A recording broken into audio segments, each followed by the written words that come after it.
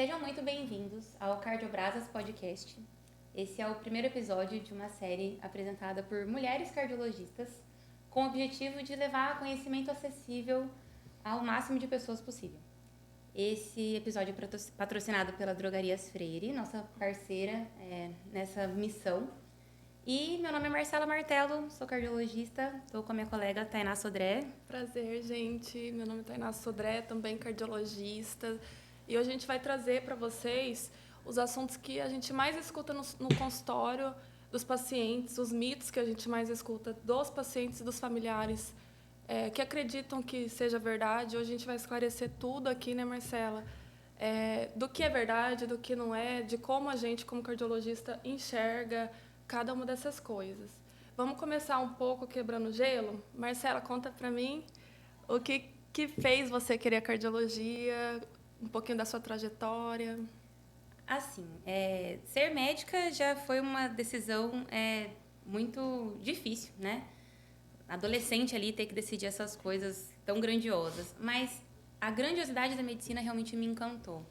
Eu via com uma beleza muito grande a arte de cuidar, de tratar, de lidar com pessoas no seu momento mais difícil, sabe? E eu achava isso realmente muito nobre, eu achava muito lindo. Eu via muito sentido em trabalhar com isso.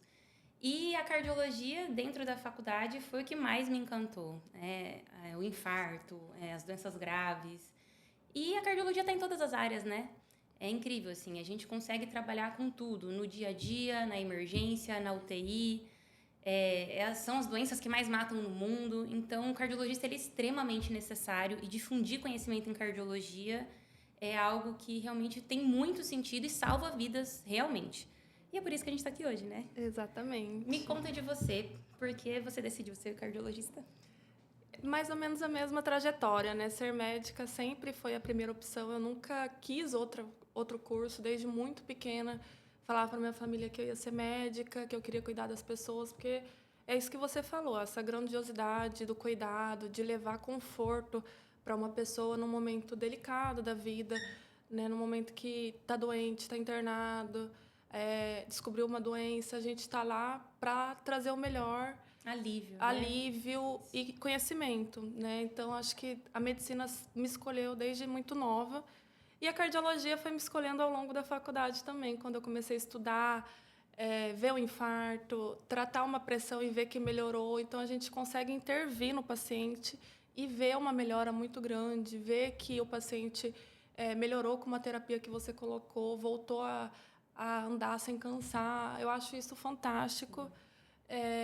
Qualidade de vida mesmo. Exatamente. Né?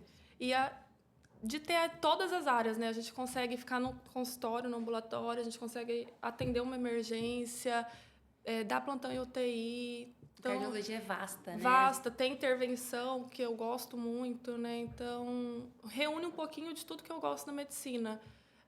Agora, fazendo eco, também consigo estar encaixada em vários lugares, né? Vários cenários para conseguir ajudar o paciente de diferentes formas. Eu acho esse cuidado muito legal. Esse, na verdade, acho que é o diferencial da cardiologia, Sim. né? Hoje, por exemplo, falando um pouquinho do meu dia a dia, né? Eu trabalho exatamente em todos os setores, né? Eu tô na emergência cardiológica, eu tô no consultório, eu tô na enfermaria, no dia a dia do paciente que não está tão grave, mas está internado. Eu tô na UTI cardiológica, né? Eu tô realizando exames, né, eletivos e tudo. E eu ainda sou professora. Exatamente. Na faculdade de medicina. Então, assim, realmente, para mim que gosto dessa variedade, não tem profissão melhor. O que é um ponto muito legal, né? De levar conhecimento também para quem está se formando. Sim. Eu tô também passando visita, fazendo UTI, nos mesmos cenários que lidando com os alunos também, E aí, lidar com os alunos é muito legal, porque a gente se enxerga naquele cenário, vendo os alunos querendo aprender, tudo é muito legal. E interessante, a gente estuda muito para passar o Exatamente. Você assim, a gente tem que se manter atualizado de qualquer forma, mas ter alunos é uma forma de realmente te forçar a estudar um pouco mais para você conseguir explicar ainda mais claro, né? Exato. E você se vê ali naquela situação, né? Eu acho muito legal também. Vamos lá, então. Acho que a gente pode começar. Vamos começar. Primeiro mito Melhor dos melhores, eu acho. Acho que é o que todo cardiologista, quem não é cardiologista também já escutou, todo mundo fala. Eu acho que é o mito da sociedade mais difundido. Número 1 de todos. Qual que é, Marcela? Tainá, dor de cabeça, então, é um sinal de que a pressão tá alta. Tenho certeza disso. Dor na nuca, Dor na nuca, principalmente. verdade. É dor na nuca, é o principal. Minha nuca tá doendo, eu vou medir minha pressão, vai estar alta. Isso a gente escuta todos os dias no consultório. E é muito gratificante para a gente poder falar para o paciente e fazer ele entender que, na verdade, a dor vai causar o aumento da pressão. A gente tem estímulos... E não o contrário, né? Exato. Que dor, ansiedade, estresse vão elevar a pressão ali naquele momento. Então, a gente sempre fala para o paciente, não é uma coisa que causou a outra. Né? Na verdade, porque você está com dor, a pressão aumentou. Né? E aí, então, para medir a pressão, a gente sempre fala, né? Esteja sem dor, no ambiente calmo, sem ter feito atividade física. Sem ter tomado Exato. café, sem estar com a bexiga cheia, sentadinho, Exato. sem perna cruzada. Eu costumo falar no bom cuiabano para o paciente. Medir pressão é uma moagem. É uma moagem. Tem todos os critérios direitinho, né? Porque a pressão da gente sobe e desce o tempo todo, né? Então, se essa dor fosse no pé, a pressão ia subir da mesma forma, né? Mas é uma verdade difícil de tirar da cabeça das pessoas. E eu falo para os pacientes, mediu com a dor na nuca, toma um remédio para dor na nuca. Não para pressão. Exato, não para pressão. E aí mede quando você estiver tranquilo. E realmente a pressão, às vezes é alta mesmo, e a gente precisa anotar, levar na consulta para a gente poder ver que está alterada realmente. Mas a gente percebe que nesses casos específicos, após uma discussão, extremamente ansioso, tomou café, igual a Marcela falou, vai estar um pouquinho ali elevada. É óbvio que não vai estar 23, 25, né? Mas 17, 16 pode fazer. E não é porque a pressão está alta. Eu já vi muita gente tomando losartana Captopril. sem medir a pressão porque estava com dor na nuca. Captopril sublingual. Então, é uma coisa que a gente precisa sempre falar no consultório. É igual ela falou, medir com a perna descruzada, com toda essa moagem no bom cuiabanês. Até o aparelho de pulso, né, e o de braço tem uma diferença aí, então a gente prefere o de braço. É muito mais confiável, Exato. né? Medir os 2 membros, medir várias vezes por dia, porque às vezes um pico só, a gente não vai aumentar o remédio no consultório. Ver ali como que vai ficar ao longo do dia. Eu falo para o paciente, mede um dia de manhã e à tarde, outro dia à noite e de manhã, e vai mudando os horários e vai anotando para a gente, traz um livrinho na consulta para a gente olhar realmente. Às vezes, né, assim, o paciente acha que é hipertenso porque naquele momento ele aferiu, deu alta, e de certa forma isso leva ele para o nosso consultório. Então, acaba sendo um ponto positivo aí, né? Até para prevenção e promoção de saúde, né? Exato. Então, a pressão é uma pontinha do iceberg que é muito bom pra gente ir no consultório, né? Exatamente. E assim, o fato de levar ele pro consultório, opa, que bom, vamos fazer um check-up, vamos realmente saber se você é hipertenso ou não.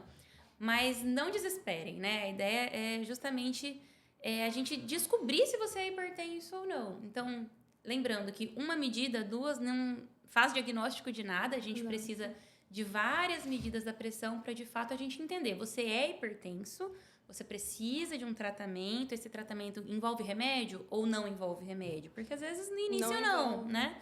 Ou aquele momento fez com que a sua pressão subisse, né? O que fez isso acontecer? Então, de modo geral, é muito comum nos pronto-atendimentos da vida ou no consultório mesmo a gente atender esse tipo de paciente. E a gente chama isso de pseudocrise, né? Aquela paciente que chega com a pressão alta, mas que nem é hipertenso, né? E aí a gente trata a causa. Então, o paciente está com dor? Vamos tratar a dor. A pressão vai baixar. Está ansioso? Vamos tratar a ansiedade. A pressão vai baixar. E no consultório específico, né? Você falou da pseudocrise hipertensiva, a gente tem entidade que chama hipertensão do jaleco branco. Pelo simples fato de você estar passando por uma consulta, o estresse emocional que causa você... Às vezes tem pessoas que ficam mais ansiosas, né? De ir ao médico, saber a possibilidade de ter uma doença, vai ficar ansiosa e a gente precisa diferenciar isso também, porque a nossa pressão alta no consultório também não vai fechar que você tem um diagnóstico de pressão alta. Então, a gente tem outros métodos, o mapa, né, que vai para casa, mide 24 horas, vendo durante o sono, fazendo suas atividades habituais do dia, o MRPA, que é isso que eu falei, de medir em casa, o próprio paciente fazer uma tabelinha. Isso tudo vai diferenciar para a gente se no consultório o paciente está com pressão alta, porque está nervoso, tudo, ou é uma coisa recorrente. Perfeito. E é isso, né? Com várias medidas a gente fecha esse diagnóstico. Até porque a gente começar um antihipertensivo nesse cenário pode gerar uma hipotensão em casa. Pode ser mais prejudicial, E aí é mais né? prejudicial. O paciente pode desmaiar, pode ficar fadigado, como diz, né? Passando mal, suando, enxergando preto. Então, não é o ideal. Não né? é o a gente ideal. acaba causando mais mal do que bem e tá bem longe do que a gente quer. Perfeito, eu acho que é bem isso, né? Deu para esclarecer bastante aí que a gente precisa realmente avaliar se essa pressão é real mesmo ou ela foi secundária a alguma coisa. O segundo mito que a gente vai trazer aqui é outro que a gente escuta recorrente no hospital. Se o colesterol tá alto, basta cortar a gordura da dieta? Não. Tomar chazinho? Não, também não. Mas assim, a gente vai recomendar, vamos lá, o paciente tá com colesterol alto, a gente vai recomendar ele cortar a gordura, ou seja, assim, vai recomendar ele melhorar a dieta? Com certeza. Com certeza, né? Toda oportunidade de melhorar e fazer atividade física, a gente vai estar lá recomendando. Com certeza. Mas tem que ver se isso vai ser o suficiente para esse paciente, né? A gente tem que entender que o nosso colesterol, ele vem sim, né, da alimentação, mas muito é da nossa própria produção, né? A gente produz o colesterol, né? E a gente tem uma carga genética muito importante, né, relacionada a isso. Então, por mais que o paciente se alimente bem, ele faça exercícios, ele controle as doenças dele e tudo mais, ele pode sim ter o colesterol ruim, né, alto. Então, eu costumo falar assim, olha, nem tudo na vida é merecimento, né? Às vezes você faz tudo certo, porque os pacientes às vezes se encontram jovens, indignados. Né? Fala, doutora, eu como tudo certo, eu faço atividade e meu colesterol tá alto. Eu falei, aí eu costumo trazer isso, né? Eu falo, olha, tem atleta que tem colesterol alto, ele vive da atividade física, de uma alimentação super regrada, de um sono adequado, todo cuidado possível com a saúde, e ele pode ter o colesterol alto. Então, né, nem tudo é do que a gente realmente faz. Muita coisa sim, mas nem tudo. Então, é importante a gente, de fato, rastrear esse colesterol desde muito cedo, inclusive desde a infância, né? É importante a gente ter esse rastreio. Porque existem, sim, causas genéticas que vão fazer você ter o colesterol alto desde pequeno. Então, a mudança na dieta, né? A melhora da alimentação, diminuir gordura saturada e tudo mais é importante? Muito. Às vezes ela é o suficiente? Às vezes. Mas nem sempre. Então, a gente tem que fazer essas reavaliações, recomendar, lógico, sempre isso para o paciente, até porque nosso objetivo final, né, Tainá, não é que lindo, o colesterol dele melhorou, parabéns, não é ver né? o número. Não é ver o número. Dentro da tabela legal, né? Ver o paciente diminuindo os riscos de infarto, AVC. E para isso eu tenho que ter uma dieta melhor, um exercício e tudo mais, né? E entra num ponto que aí o paciente já falou para mim. Então se não adianta só melhorar a dieta, eu só vou tomar remédio. Também não. A gente sabe que a dieta e o exercício físico vai diminuir um percentual ali de 10% do LDL. Às vezes não é suficiente para chegar no colesterol que a gente quer, né? No valor de colesterol que a gente quer, que varia a meta para cada paciente. Se já infartou, se só tem fatores de risco. Então, a gente vai individualizar para o paciente e às vezes a gente não vai chegar nessa meta.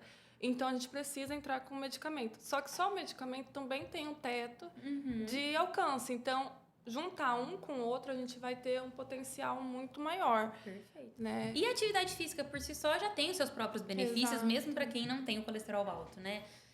Uma dieta melhor também já tem seus próprios benefícios, né? Um sono adequado, manejo de estresse, enfim. Então, recomendar um estilo de vida melhor vai sempre fazer parte das nossas recomendações, independente, né? Mas que o paciente, às vezes ele quer ouvir aquilo, né? Do tipo, então eu só vou tomar remédio e comer hambúrguer o dia inteiro. Não é bem assim, né? Não vai ser assim. E a gente, quando foi fazer o podcast e decidiu o tema do que a gente ia falar, Foi os dois primeiros tópicos que a gente colocou e pensou. Um, porque a gente escuta muito, é disparado o que a gente mais lida no consultório e o que o cardiologista mais fica em cima, justamente porque a hipertensão com colesterol alto, os dois são disparados os fatores de risco mais importantes para todas essas doenças que acontecem com o paciente cardiopata, né? Então, infarto, AVC, problema de obstrução nas pernas, insuficiência cardíaca, hipotensão sexual, tudo isso juntando diabetes, hipertensão e colesterol. Se a gente conseguir controlar isso, a gente está muito feliz, porque a gente está reduzindo realmente o risco do paciente de ter esses eventos. E é o que mais mata no mundo, Exato. né? Então, a gente acha que é câncer, que é acidente, não. Não só o que mais mata, como o que mais deixa comórbido, né? Sim. Então, o paciente perde qualidade de vida. Isso é muito triste para a gente acompanhar no consultório. Porque quando ele já chega tarde pra gente. Chegou tarde, a gente perdeu o time, ou o paciente nunca procurou mesmo um atendimento. E são doenças silenciosas, né? A gente vai falar um pouquinho. Isso, eu vou até já puxar o gancho pro outro mito, posso? Pode. Então, se eu não sinto nada, eu não preciso fazer exame de coração, né? Porque tá tudo bem, certo?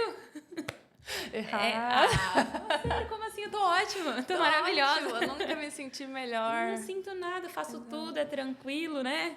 Isso é, assim, é o principal né, que a gente vê também no consultório, no sentido de nossas doenças são muito silenciosas, né? Eu brinco muito que eu tenho inveja dos ortopedistas, porque o paciente que quebra a perna, né? Ele não demora um segundo para procurar atendimento médico, né? Ele vai reto pro pronto atendimento. O nosso paciente hipertenso, ele demora anos para descobrir que ele é hipertenso e, assim, tanto que a gente tem alguns dados que falam que metade dos hipertensos, né, do mundo não sabem que são hipertensos. Exatamente. Então, justamente porque não tem sintoma, né? Quando a gente fala dessa dor na nuca que não existe, é porque não existe. Seria ótimo se existisse, né? Se tivesse um alerta piscando ali para falar, vai no médico, que alguma coisa está errada. Quando acontece, o sintoma é dor no peito que você está infartando. Exato. Parou de falar, tá com AVC. Exato. Então, assim, são sintomas que são muito agressivos. Exato. Né? Então, já é muito tardio, eu falo, né? a nossa especialidade, na medicina como um todo, mas a nossa em específico, é ser investigador. A gente precisa ir atrás, a gente precisa desconfiar de tudo que a gente está vendo e perguntar ativamente para o paciente sobre tudo, cada fator de risco. A gente tem que saber perguntar, diferente de um ginecologista, por exemplo, que a mulher já vai todo ano, já tem esse cuidado, né? Um ortopedista que vai quando, meu joelho está doendo, minha coluna está doendo. A gente não, a gente precisa chegar antes do sintoma e convencer o paciente que ele precisa aderir mesmo ele estando bem. Sim. Então, isso eu acho que é o mais difícil para mim, às vezes, convencer o paciente que ele precisa aderir a algum precisa tomar aquele remédio, mesmo ele não sentindo nada. Porque assim, por que eu vou tomar um remédio para pressão se eu tô bem, se eu faço atividade, mas a pressão tá lá 18 por alguma coisa. E isso, com o passar dos anos, vai lesionar os vasos e causar tudo isso. Então, e às vezes a gente faz um exame, o eco, por exemplo, né? A gente faz o eco e já vê que o coração já tá sentindo, né, o efeito dessa pressão de muitos anos, né? Às vezes, assim, tendo esses exames, a gente consegue convencer mais claramente, né? Exato. Mas aí a gente já chegou tarde também, né? Então, a ideia realmente é que check-up salva vidas, né? A gente precisa, de fato, chegar antes das doenças, tentar rastrear esse paciente e prevenir, de fato, as complicações, né? Mas é um desafio, né? Então, já vou instigar você com outra coisa. Check-up é igual para todo mundo? Claro que não! Claro que não. Vai depender Aquele muito. Aquele combo de exames. 3 páginas de exame. 3 páginas, 20 tubinhos de coleta. Não é a nossa praxe, né? Não, tem sentido nenhum, né? Não tem.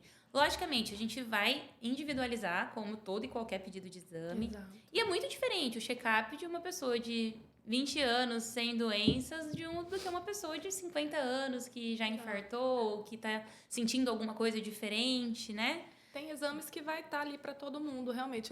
Um hemograma completo não se nega a ninguém. Sim, um exame de colesterol não se nega a ninguém. Um exame de colesterol, uma glicemia, a gente não nega para ninguém. Perfeito. Mas exames mais específicos, às vezes o paciente fala assim, eu quero que faça tudo. Mas tudo o quê? Porque a gente vai fazer vai cateterismo para todo mundo agora. Vai fazer cateterismo, vai ser invasivo com todo mundo, a gente vai achar coisas que não precisam ser tratadas, vai começar... Igual eu falei, a gente é investigador, mas se a gente começar a procurar onde não tem sentido, a gente vai tratar um paciente que não tinha necessidade de também causar dano. Então, é uma balança e uma gangorra muito tênue ali para a gente decidir no consultório. Igual você falou, paciente de 20 anos, a gente vai pedir laboratório, tudo, mas não vai ser 3 páginas, não vai... Não vai usar 500 suplementos. 500 suplementos, terapia hormonal.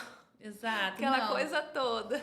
Hoje, essa onda do wellness, né, do ser super saudável, a gente tem que tomar muito cuidado, né, de extrapolar. Então, a gente tem que pedir exames que, de fato, tenham um sentido, né, quando esse exame vier, se ele vier alterado, a gente sabe exatamente por que a gente pediu e o que fazer com essa alteração, né. Pedir, né, usar suplementos para níveis ótimos e superiores e sem sentido, sem embasamento científico, realmente não tem... Hoje em dia está muito comum, né? A gente passar remédio pro exame ficar no supranormal. É supranormal, então, exatamente. Assim, a gente vê muito em Instagram, em colegas falando, pacientes, doutora, mas a minha vitamina D tá baixa. Tá normal, é porque quer repor, quer que esteja acima do recomendado. Então, também faz mal. Então, a gente precisa...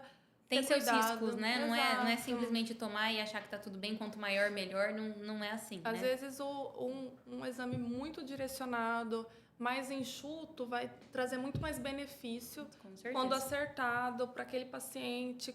Com uma boa indicação. Visando as queixas daquele paciente. Então, acho que é a medicina que eu acredito e que você também Com certeza, é a medicina baseada em evidências, né? É a medicina que a gente exerce, Perfeito, né? Exatamente isso. E falando, né, em longevidade e tudo mais, né? Quando a gente falou ali de colesterol, tem uma coisa bem... que eu canso de desmistificar ali no consultório, né?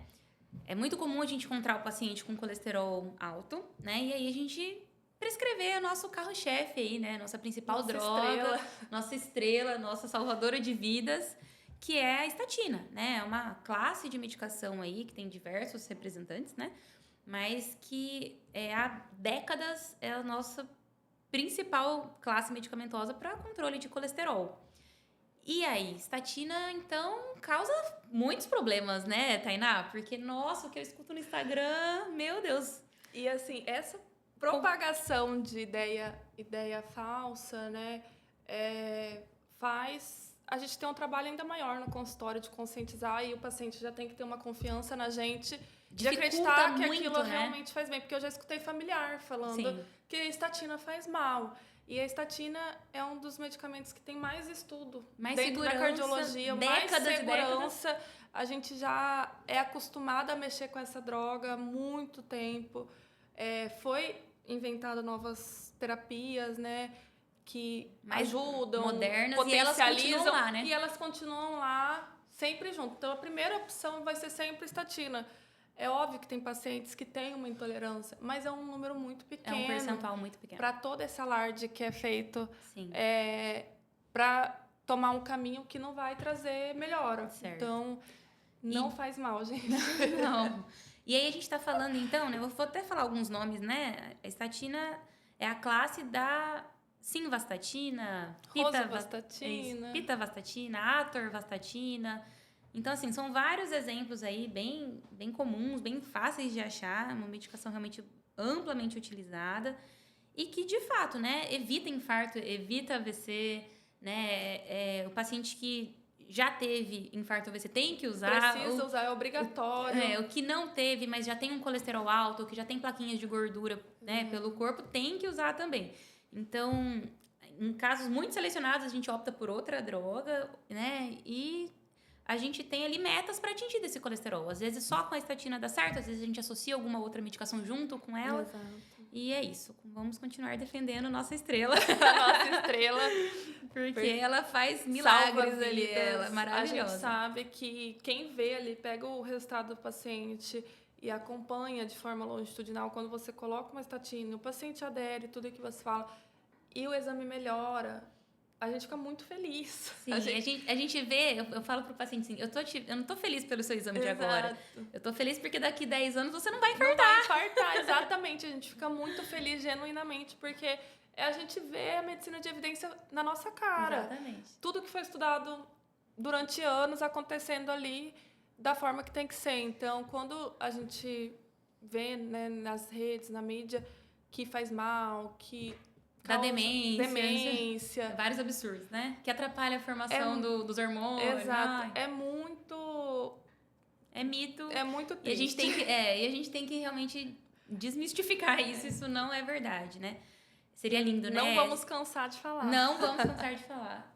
Seria lindo se a gente tivesse um antes e depois, né? Na cardiologia, né? Eu fico pensando assim, entra o seu José com 20 anos, né? O seu José tem colesterol altíssimo. Aí a gente coloca uma estatina pra ele controla o colesterol, ele chega pra mim 20 anos depois, com 40 anos. Como que está seu José? Igual. Pronto, aconteceu alguma coisa? Não, mas poderia ter acontecido. Exato. Né? Se a estatina não tivesse lá, talvez ele tivesse infartado, estabiliza, né? A placa. Então, às vezes, o paciente está ali com dor no peito para fazer alguma atividade. A gente já entra com estatina até fazer o cateterismo, até ver se tem placa de gordura no coração, e ela vai estabilizar a placa ali para não gerar um infarto. Então, até quando, não é só para não formar, né? Até quando a gente já tem placa, ela vai atuar deixando ela quietinha ali onde ela tem que chegar. Perfeito, é isso. Eu vou pegar esse gancho da dor no peito, posso? Vai. Ué, mas dor no peito, Tainá, eu achei que era só ansiedade. Não? Conta pra mim. Então, né, a gente pega muito no pronto atendimento, principalmente, Sim. né? Dor no peito é menos comum no consultório, mas é muito comum na nossa prática clínica todos ali. Os dias, de né? todos os dias. O paciente chega e aí... Ah, não, é piti. É piti. É piti, ansiedade. E, assim, pode ser ansiedade? Pode, né? E a gente torce que seja. Sim, tomara que seja. Mas antes a gente precisa afastar as causas que mais vão causar dano para o paciente e morte. Então, o infarto é a primeira delas. Então, qualquer dor do umbigo, a boca, sim.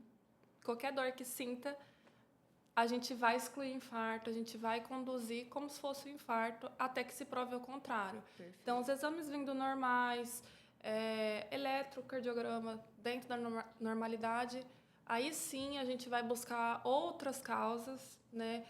Que pode ser desde um refluxo, ansiedade, hérnia, e aí osteomuscular, e aí assim abre um leque gigante. Aí a gente pode pensar nesse leque. Perfeito. Quando a gente exclui as causas cardiológicas. Não só infarto, como dissecção da aorta, trombose do pulmão. Então, tudo isso, quando chega pra gente, a gente já precisa acender um alerta. Um alerta. E o problema, né, geralmente, é o autodiagnóstico ali, né? A pessoa começa a passar mal em casa, fala, não, eu vou esperar. Não, tá doendo aqui o peito, mas não, eu vou respirar um pouco. E fica, e vai pra lá, vai pra cá, toma um remédio, toma um chá, toma isso. E aí, quando vai pro hospital, às vezes já vai realmente com um infarto mais avançado, evoluído, e já complica todo o tratamento, né? O coração sofre muito. Então, acho que o alerta que a gente tem que dar sempre é que dor no peito é igual ao hospital agora, né? Nem sempre a gente consegue diferenciar tão claramente, né? Até pra gente que é cardiologista, né?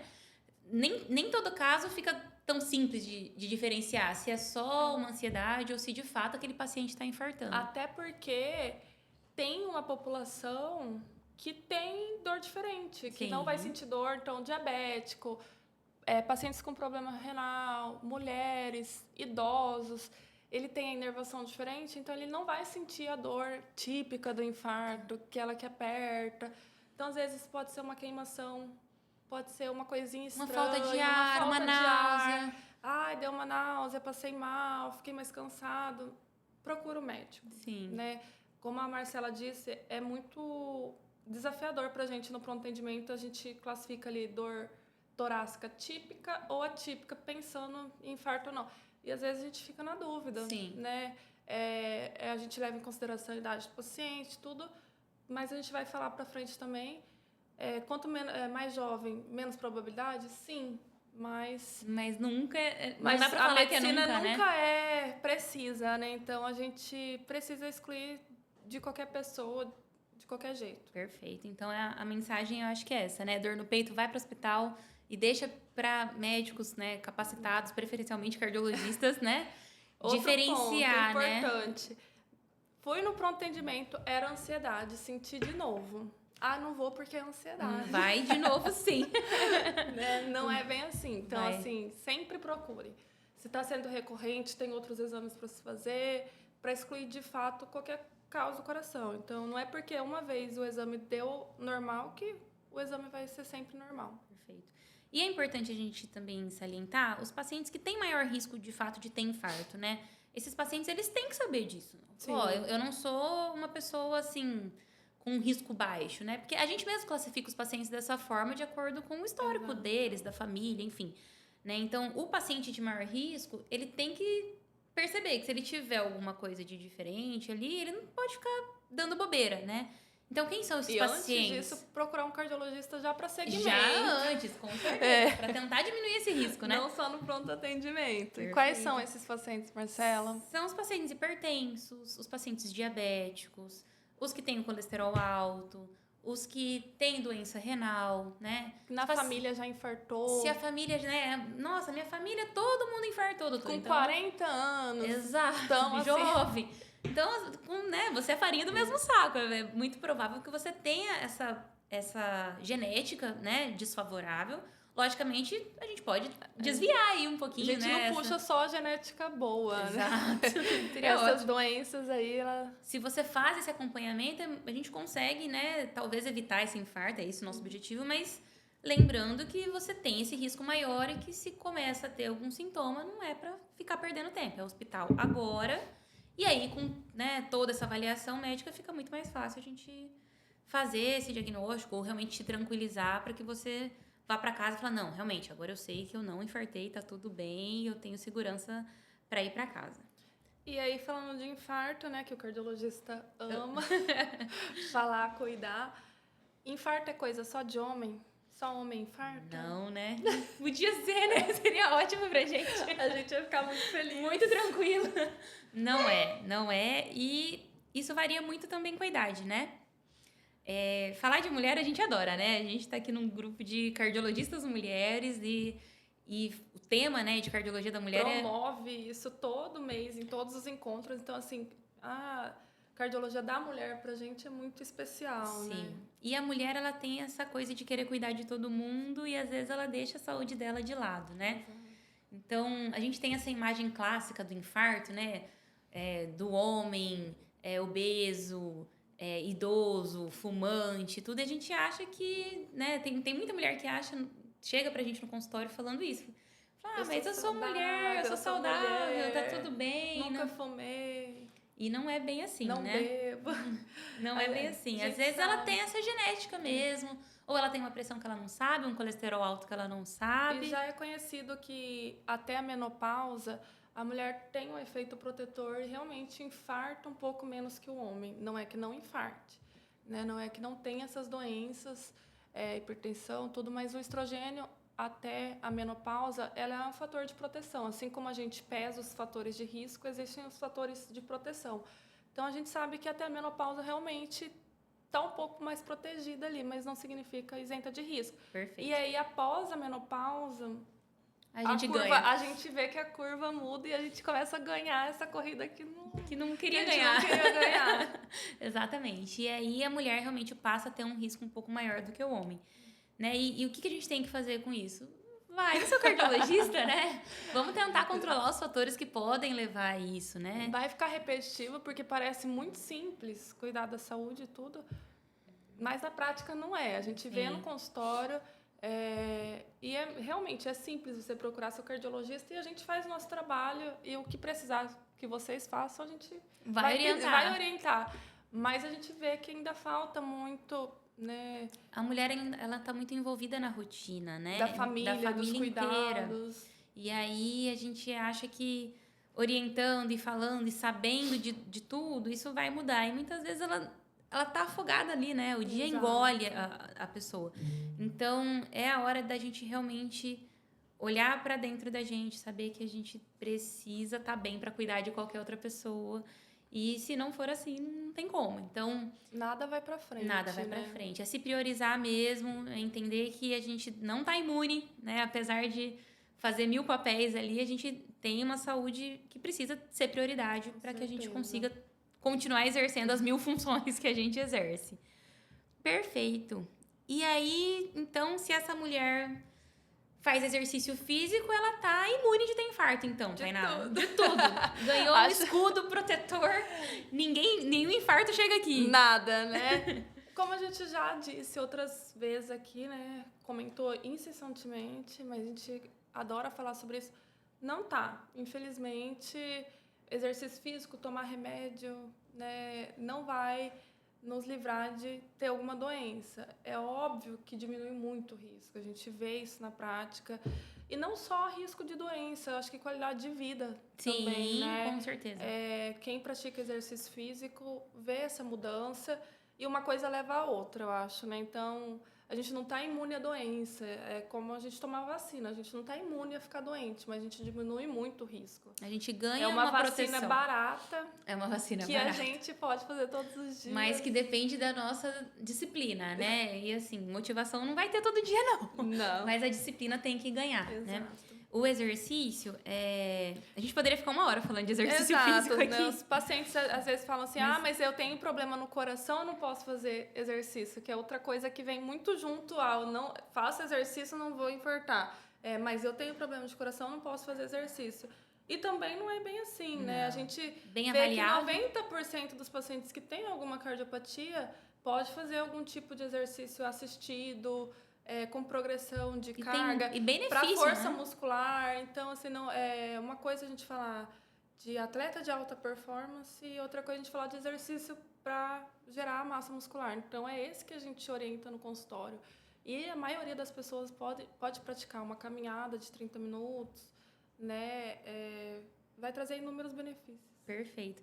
Então, assim, né? O exercício físico, ele tem efeito, né? Em praticamente todas as doenças que levam ao infarto. Não então, só do coração, como em outras, né? E diversas outras, né? O sedentarismo é considerado por si só doença, né? Então, às vezes chega o paciente pra gente e fala, né, tem alguma doença? Não. Você pratica atividade física? Não. Então, você tem uma doença. Você só não sabia disso, né? Prazer, você tem uma doença e o nome dela é sedentarismo, né? Então, não é uma opção, né? Lógico, né? A não ser que você, de fato, seja impedido por alguma causa específica, mas o exercício, ele vai melhorar a sua pressão, ele vai melhorar o seu açúcar no sangue, ele vai melhorar o seu colesterol, né? Ele vai ajudar no seu sono, vai ajudar no aprendizado, ele vai melhorar seu humor, vai controlar estresse, ele vai controlar a ansiedade, ele ajuda no controle do peso, né? E aí, enfim, a gente poderia realmente ficar horas e horas aqui, mas de fato, né, ele não é 100%, né? Ele te ajuda em tudo, mas até atletas podem ficar doentes, atletas podem infartar, Exato. Atletas podem, né, ter doenças. Então, todo atleta, e até quem não é atleta também pratica atividade física, atividade há muitos anos, tem né? que ter um acompanhamento médico bem certinho, da mesma forma. Perfeito. Até porque, igual a Marcela falou, uma coisa vai levando a outra. Então, o sono desregulado, a pressão sobe, a ansiedade também, como a gente já comentou, sobe, por mais que são picos isolados. Então, tudo isso é uma cadeia. A gente trabalhar em uma única coisa que vai mudar essa cadeia toda é muito importante e a gente sempre vai falar no consultório também. Perfeito. E, então, doença de coração, só velho que tem, né? Eu acho que a gente que é novinha, né? Por que eu vou procurar um cardiologista? É melhor procurar já mais pra frente. Depois dos 60, né? Porque só velho que infarta, é verdade isso, Tainá? Cardiologista não trata só de infarto. Começo de conversa. Começo de conversa. Cardiologista trata diversas doenças que tem, mas a gente fala do infarto porque é a doença que mais mata. E a gente vê que muitos jovens têm infartado. Isso vem aumentando, né? Cada vez mais.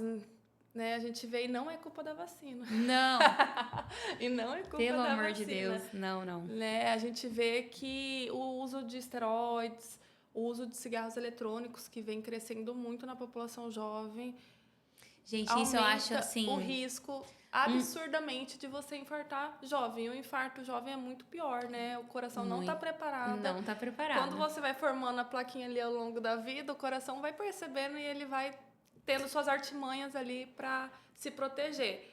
É óbvio que não é a mesma coisa do que está 100%, né? Mas ainda é alguma coisa. O jovem, ele não tem essa artimanha. Perfeito. O infarto no jovem, de fato, Mata ele é muito mais grave, né, de modo geral, do que o infarto no paciente mais velho. Mas falando ali do cigarro eletrônico, gente, que retrocesso, né? Eu fico pensando assim, a nossa geração, né, vamos pensar um pouco mais lá atrás. Acendeu em tantas formas, Nossa, assim, eu lembro, eu tenho um marco muito grande na minha faculdade.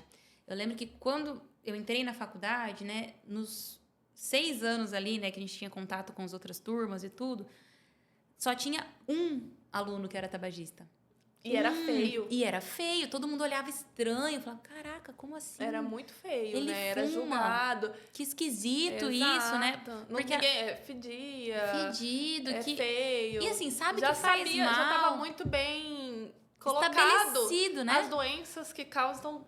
Isso já estava muito enraizado. sedimentado na Isso. população. E aí veio, né, um cheirinho de maçã verde. Uma aguinha. Uma aguinha, uma capinha vaporzinho. mais tecnológica. E aí todo mundo caiu nessa... Um pendrive cabe no bolso. Exato. Todo mundo caiu nesse marketing barato. Armadilha. Nessa armadilha e voltou com tudo, e né? muita gente caiu na armadilha com a sensação de se eu fumo, é uma coisa melhor do que o cigarro, né? Porque Exato. não fede, faz menos mal pro meu pulmão. Socialmente do que o aceito, cigarro, né? Socialmente aceito. Então, transicionaram também, Sim. o que é muito grave, porque é pior do que o cigarro. É horrível. E assim, a gente perde a noção da quantidade, né? O cigarro tem aquela coisa do fuma 1, fuma 2, fuma 3 e tal. A gente pergunta a quantidade pro paciente, Exato. ele sabe quantificar uma carteira, 2. Perfeito. E aí, realmente, às vezes as pessoas ficam com aquilo pendurado no pescoço, no bolso, e qualquer oportunidade, né? Enfim, retrocesso total. Ainda bem que tem se falado muito, né? A gente vem trazendo muito isso pro consultório. Os pneumologistas também estão em cima, graças a Deus, conscientizar esse pessoal. Então, com certeza, o tabagismo é algo que contribui muito para o aumento do número de infarto em jovens. E a gente tem esse papel aí. Não só, não né? é uma outras ponte... doenças muito graves, muito... Sim, fibrose debilitantes, pulmonar, né? Câncer de pulmão. Câncer de pulmão, absurdo, né? Então, não é uma ponte para largar o cigarro convencional, não é menos legal, grave, né? Não é bonito, não é nada.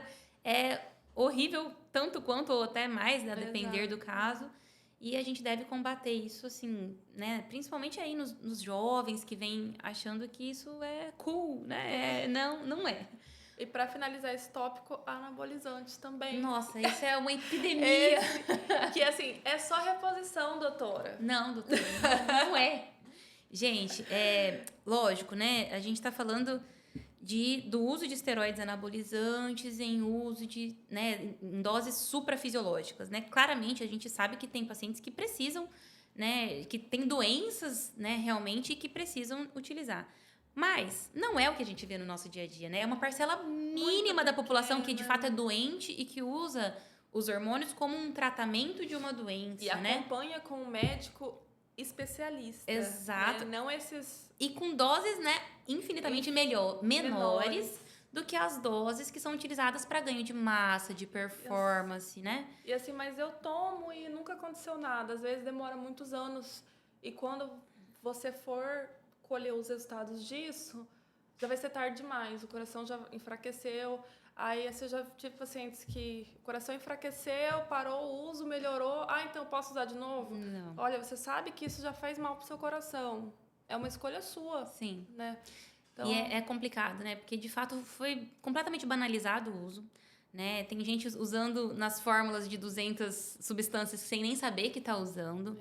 Né? Qualquer queixa de indisposição, cansaço, já é uma justificativa para querer usar esteroides anabolizantes. E facilitou muito o acesso. Eu acho Sim. que é o que é pior, né? Muita gente prescreve, cada um com o seu protocolo Próprio, sem evidência nenhuma, que é um nenhuma. protocolo individualizado, mas que o médico usa para todos os pacientes Sim, de tudo forma igual individualizado pro médico. E Mas assim, causa muito dano. jovens, né? Galera de 20 anos usando esteroide. Infartos graves, artérias todas comprometidas, coração fraco. Exatamente. A gente vê isso com muita frequência. Outra população que eu acho que também é muito vulnerável é a mulher na menopausa, né? A gente sabe que a reposição hormonal de hormônios femininos, né, na menopausa, quando muito bem indicada, tem um benefício absurdo. Mas lembrando que a testosterona não é um hormônio feminino, né? E quando indicada, não é injetável. Não é injetável, pelo amor de Deus, não é em chip. Não é em chip. Então, a gente realmente até tem indicação de usar testosterona em mulher em casos extremamente selecionados, né? Mas não é essa banalização do jeito que a gente vê, né? Lembrando também que é importantíssimo, né? O uso de esteroides anabolizantes aumenta muito o risco de infarto, AVC, morte súbita, arritmia, trombose. Então, tomem muito cuidado. Pensem 500 vezes antes, né? De aceitar qualquer tipo de... Cuidem do corpo de vocês. Exatamente. E procurem um cardiologista. Procurem um cardiologista. Nossa, eu acho que foi muito bom, hein, Tainá? O que você acha? Muita coisa legal que a gente conseguiu discutir, um pouquinho de cada tema, trazendo conscientização para as pessoas, né? Acho que foi muito legal. Acho que deu pra gente falar, assim, de vários e vários mitos da cardiologia. É realmente o nosso dia a dia do consultório. A gente perde muito tempo, mas a gente ganha muita vida, né? E que é muito gostoso falar, né? A gente fica desmentindo o Instagram o dia inteiro. Mas eu Entre acho a gente, que... para os pacientes. eu acho que a gente, no consultório, fazendo isso, a gente faz com que o nosso paciente vire um divulgador de ciência dentro da casa dele. Então, e ele não vai aceitar qualquer informação. Não vai aceitar qualquer informação. Quando o paciente é bem informado, confia em você numa medicina que faz sentido, que tem evidência, Perfeito. o paciente ele fica mais empoderado. Exato. Né? E ele tem no nosso consultório um lugar de segurança, né? Então, assim, eu falo muito isso, tá com dúvida? Vem aqui, conversa comigo, eu vou te esclarecer, né? Pelo WhatsApp. Não vai sair tomando remédio ou parando de tomar remédio ou tomando essas decisões que são decisões... Não cabe a você. Não cabe a você, não cabe ao vizinho, não cabe...